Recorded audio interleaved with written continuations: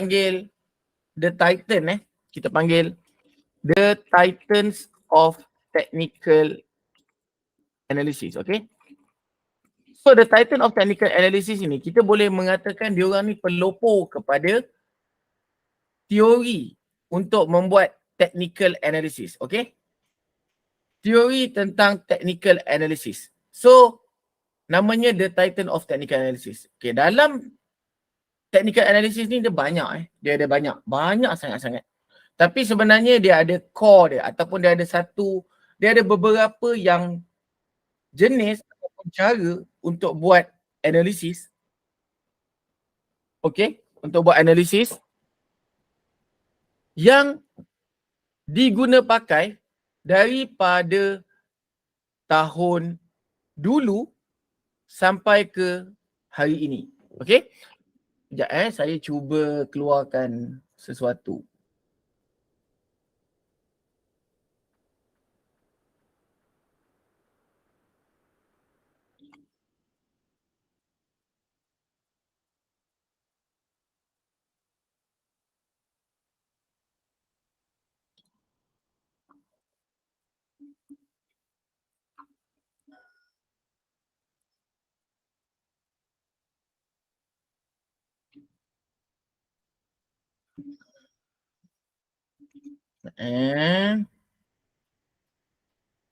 Okay, saya nak share.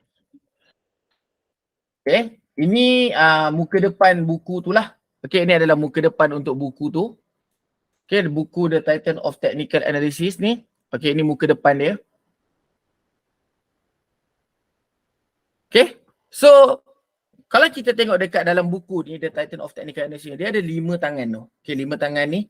So bermaksud 5 tangan ni adalah 5 founder ataupun creator ataupun pengasas.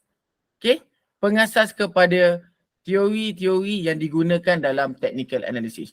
Dan teori-teori ini sangat-sangat relevan daripada kewujudan sampailah ke tahun ini 2023. So bila sesuatu teori itu dia punya validity adalah tinggi daripada sudut masa dan sebagainya, kita akan panggil dia adalah sebagai salah satu evergreen method. Okay, evergreen method. So itu adalah the titan of technical analysis. Jadi ada 5 titans ada 5 titans utama dalam technical analysis. Okay, jadi apa yang membezakan yang ada di luar sana sekarang dengan apa yang saya ingin kongsikan? Okay, basically apa yang saya ingin kongsikan ini adalah satu teori yang bukan baru setahun, bukan baru 5 tahun, bukan baru 10 tahun dalam pasaran. And dia adalah satu teori yang diguna pakai hampir 1 dekad. Dan ada yang sampai 2 dekad. Jadi teori ni sehingga hari ini, kalau korang ada, kalau tuan-tuan, puan-puan, viewer-viewer semua ada melanggan bank of analysis daripada banking seperti Standard Chartered, RHB, and then also you all boleh study analysis daripada institutional. Okay, diorang menggunakan one of the method daripada titans ni sendiri. Jadi 5 orang ni, saya senaraikan teori dia yang pertama. Teori technical, no. Nombor 1, nama dia adalah nama teori dia adalah Dow teori. So Dow teori ni tuan-tuan juga sebenarnya boleh Google kalau nak tahu lebih lanjut. Kalau nak mendalami lebih lanjut. Saya buka mukadimah sebagai pengenalan. Mungkin tuan-tuan ada yang dah memang belajar pasal Dow teori, ada yang belum pernah belajar pasal Dow teori. Tapi saya ada daripada 5 tu, saya menggunakan beberapa technical analysis lah dalam saya punya analysis. Selama selama saya jadi seorang trader lah. Okay, selama saya menjadi seorang trader dan juga at the same time saya juga seorang educator. Okay, jadi Dow teori ni diasas oleh Charles Henry Dow. Okay, ini adalah pengasas pertama dia ataupun pengasas kepada teori Dow teori. Okay, pengasas kedua ataupun teori yang kedua adalah kita panggil sebagai teori Elliott wave. So, diasas oleh Ralph Nelson Elliott. Okay. So, Ralph Nelson Elliott ini adalah pengasas kepada Elliott wave theory. Okay, dia pengasas kepada Elliott wave theory. Okay, nombor 3. Kita ada satu lagi teori diberi nama sebagai Gunn theory. Okay. Gunn theory ini diasas oleh William Delbert Gunn. Okay. So, ini orang yang ketiga. Okay. Dia ada lagi 2. Okay. Yang keempat, cycle ataupun kita panggil Hurst cycle lah. Okay. Diasas oleh Arthur Merrill. Okay. Dan yang terakhir sekali untuk orang yang kelima, nama teori dia adalah Wyckoff theory. Okay. So nama teori dia adalah Wyckoff theory. Okay. Di mana dia diasaskan oleh Richard Wyckoff. Jadi saya personally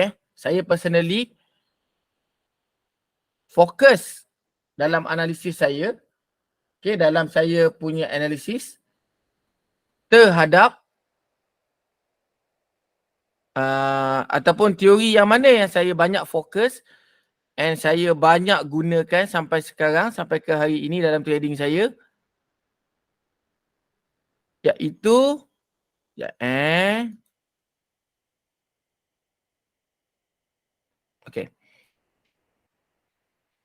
ini dan ini. Okay. Dua teori ni adalah dua teori yang saya gunakan dalam saya buat analisa market.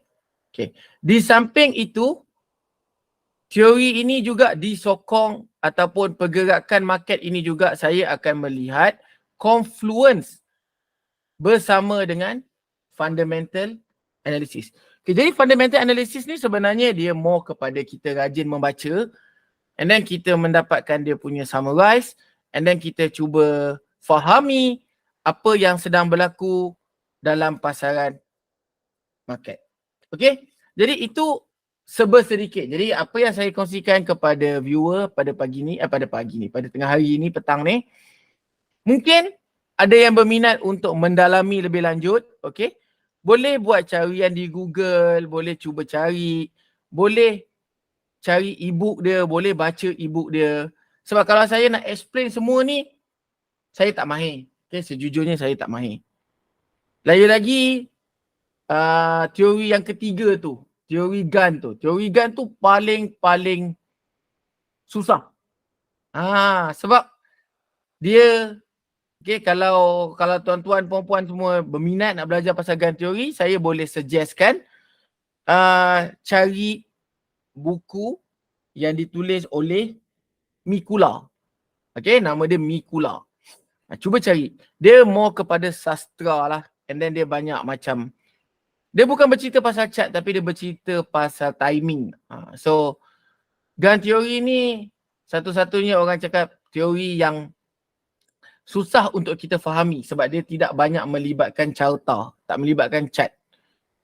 Manakala untuk Wyckoff, Elliott wave dengan Dow teori, dia melibatkan chart. Jadi itu lebih mudah untuk kita fahami.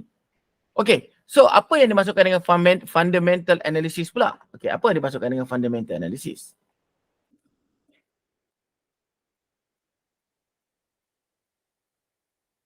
Ya.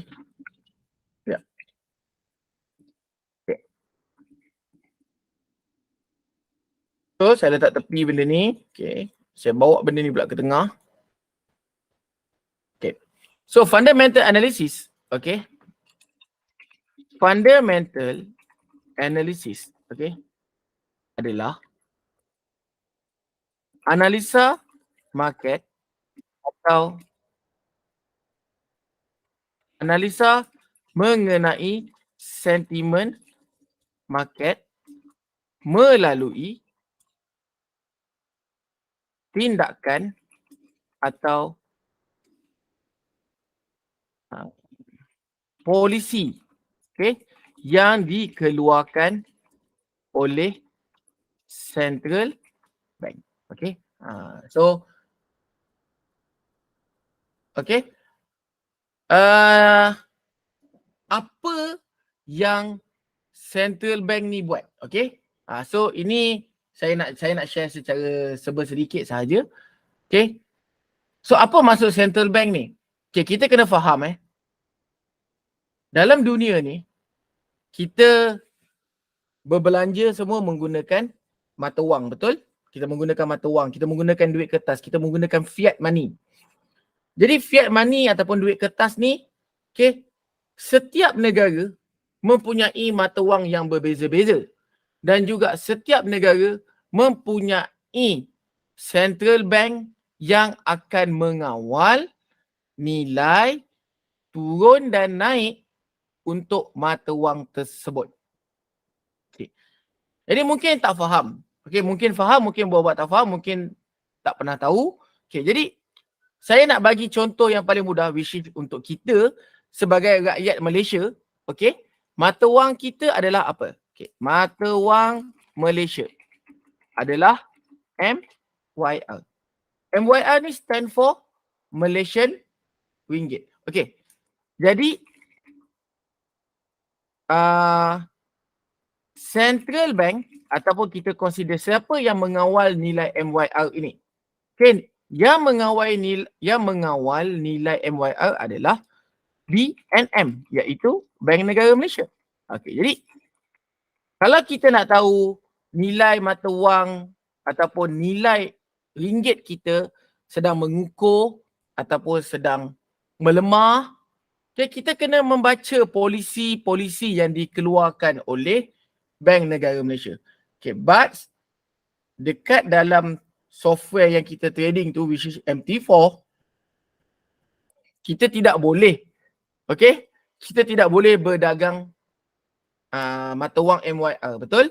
Jadi kita ada beberapa mata wang asas, ataupun kita panggil sebagai major currency. Okay, ini kita panggil sebagai major currency. Okay, so major currency USD lah. Of course kita tahu duit US dollar ni laku sahaja di mana-mana.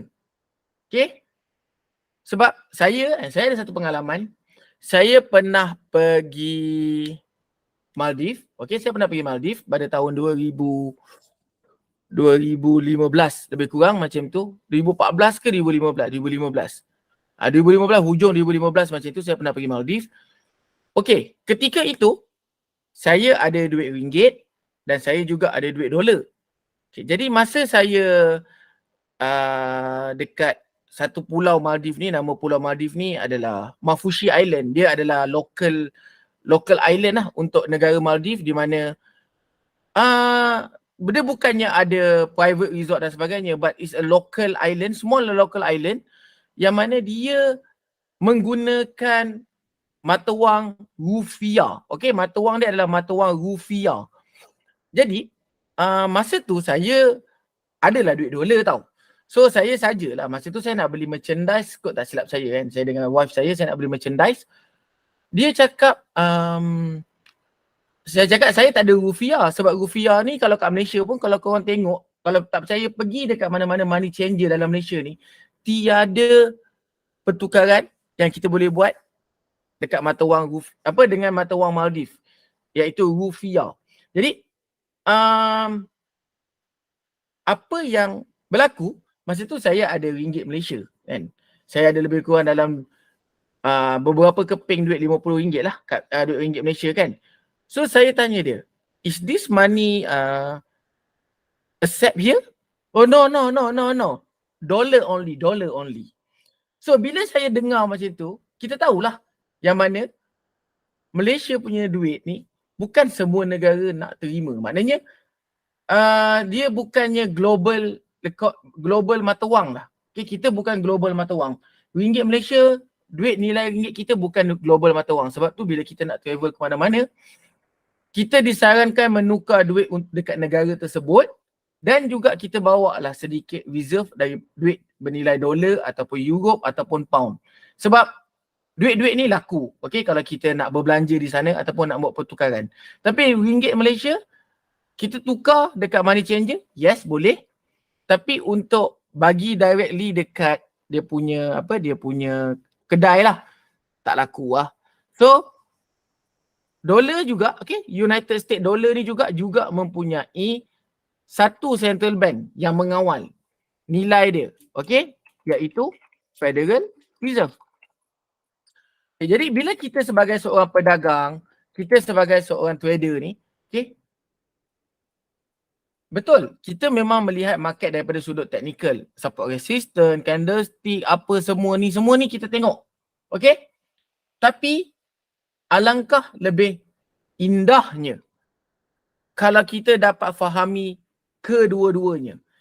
Means on fundamental basic, kita faham keadaan mata wang US dollar ataupun keadaan mata wang Europe ataupun keadaan mata wang pound sterling, macam mana keadaan diorang sekarang, okay, macam mana diorang punya kekuatan, okay, kukuh ke tak kukuh ke dan sebagainya. Dan dikonfluenskan dengan analisis kita di bahagian teknikal. So itu adalah satu, orang cakap, perkara yang best. Okay, perkara yang best kita being as a trader lah. But saya tahu ada viewer dekat sini hanya fikir, oh janji aku buat profit, tak kisahlah apa-apa pun tak kisah. Yes, tak salah. Okay, belajar teknik itu, belajar teknik ini, janji boleh buat profit. Betul, itu adalah motif kita. Semua orang mempunyai motif macam tu. Okay, cuma macam saya, siapa yang tak minat profit? Okay, siapa yang tak minat profit? Betul tak? Tapi saya ada satu benda yang orang lain ada, okay, iaitu saya sangat-sangat berminat, okay, untuk mendalami dan untuk naik lebih tinggi lagi dalam bidang analisis ni. Okay.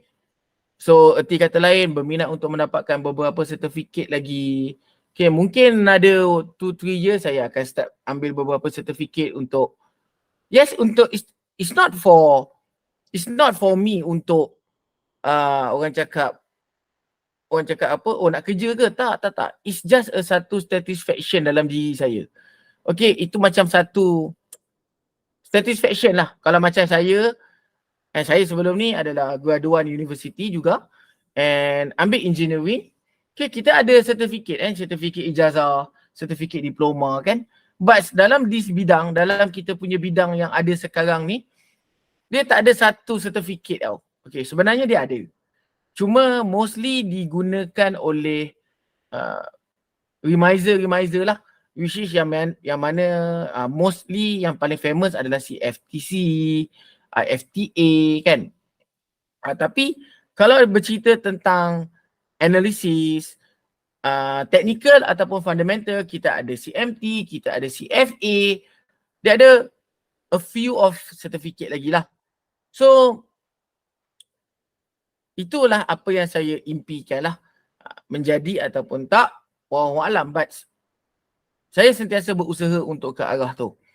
Okay, so berbalik kepada meja ataupun kita panggil mata wang yang paling, bukan mata wang yang paling disukai,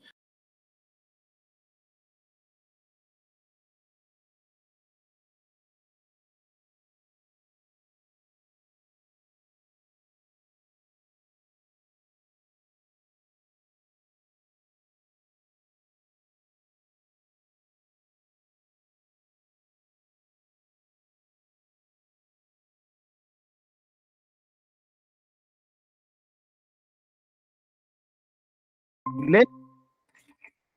Okay, Bank of England. Dan juga dia ada juga another mata wang yang dipanggil sebagai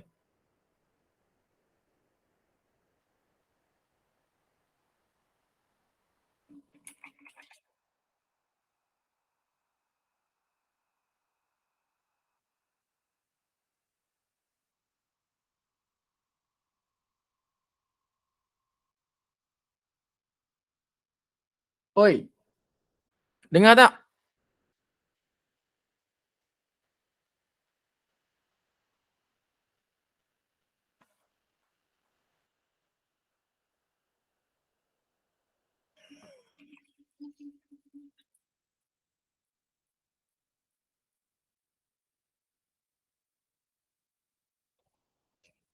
Okay, sorry tadi ada technical error. Jadi saya sambung balik.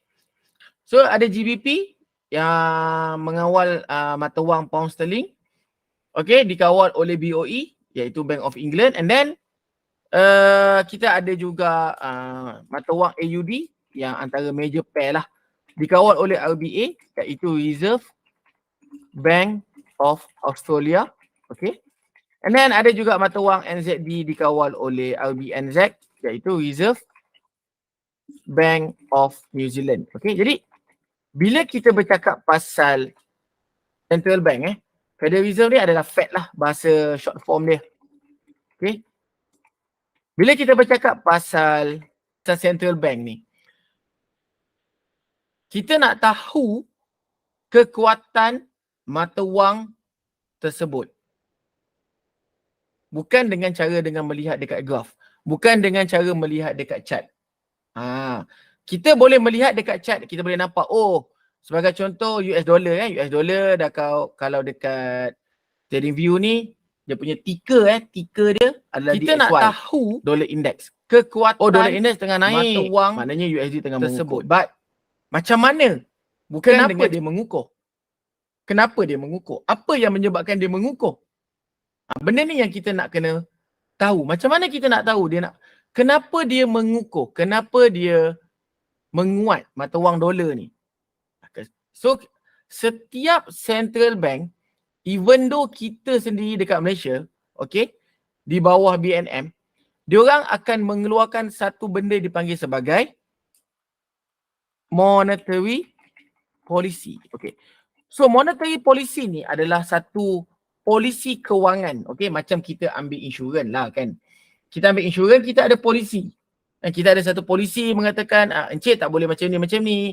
Kalau encik sakit, encik kena declare, bla bla bla bla bla bla. So, sama juga macam central bank ni.